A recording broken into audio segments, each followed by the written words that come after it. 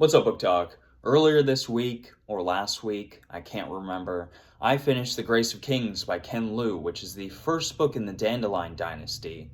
And guys, this is a banger.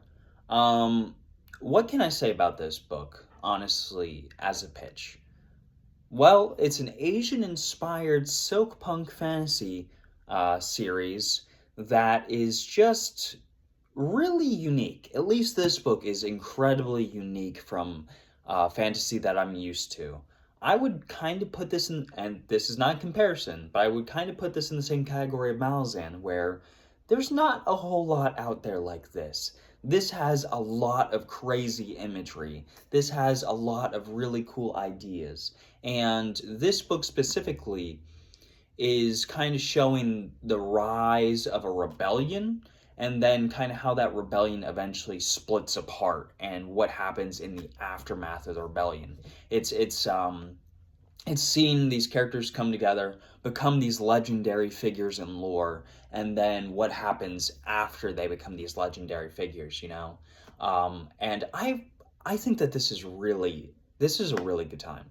Now, I do not know much about Asian history. I don't even pretend to know much about Asian history, but from what I understand, Ken Liu was deeply inspired by some Chinese history and decided to retell it in a fantasy setting.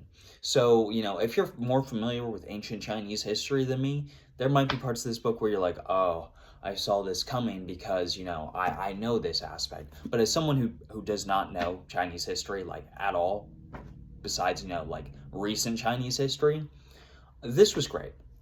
And what really works for me with this book is that you've got these two main characters. You've got a lot of different characters, but you've got two main characters, Montezindu and Kunigara.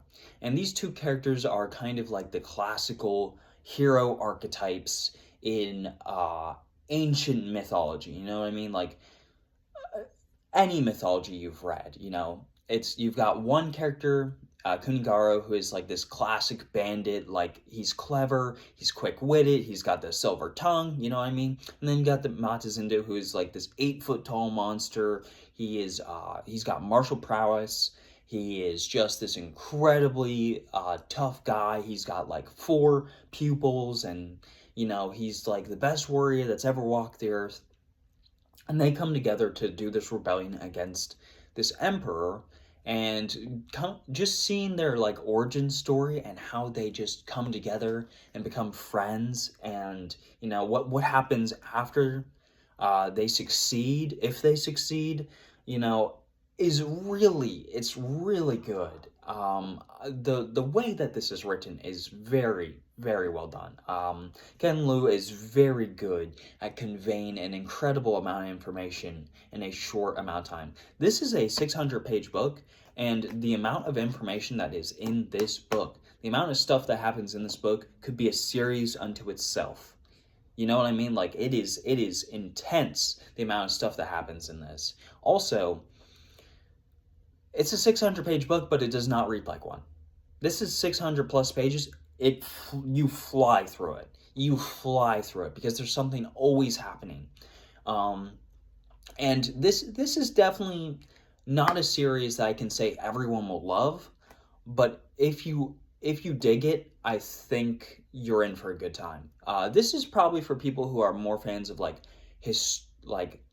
historical narratives. This definitely reminds me of like a historical mythological narrative more than traditional fantasy. So if you're a fan of the stuff like the Iliad, the Odyssey, if you're a fan of like Beowulf, if you're a fan of like more like, you like reading about characters that are more like mythological than they are historically based, then I think you'll have a really good time with this. Because for some people, the characters don't work for them, but for me, I love them. I love Matazindu. I love Kunigara. Those are two the pretty much standout characters in this. The rest are kind of just background. But those two are so distinct, and they have such a unique voice and way of viewing the world and the way of interacting with the world that it's a really fun time. I also love the setting and the silk punk fantasy because I've never read anything quite like it. This has flying machines. It's very, for my kind of young Western audience. It reminds me a lot of Avatar in the sense of its setting and how it looks. Like it's got the flying machines, it's got technology that doesn't quite fit with its ancient setting, but it works somehow.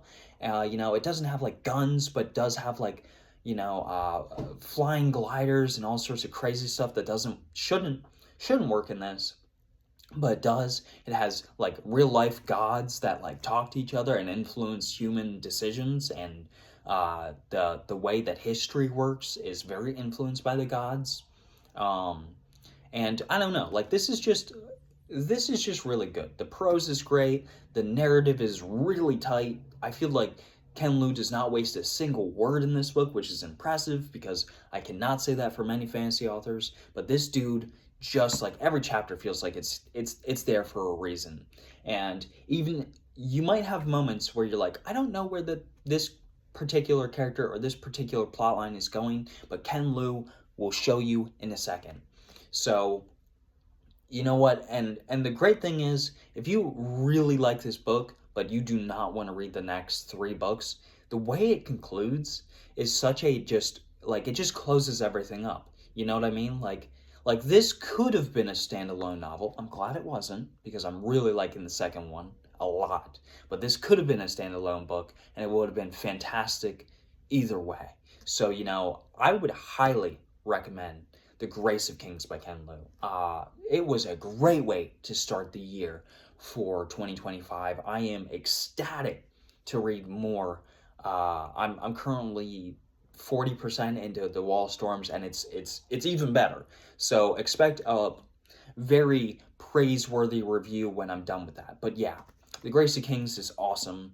It's very unique. It's very different from the fantasy I'm used to, which is very Western. If you're someone who wants to read more Asian-inspired fantasy that is incredibly well written, and with characters that are very unique and in a setting that is just so distinct from traditional Western fantasy with the knights and all that, I cannot seriously recommend The Grace of Kings enough. This book is excellent, and I'm going to give it a 9 out of 10. Blown away by how good this is. Blown away by how good this is.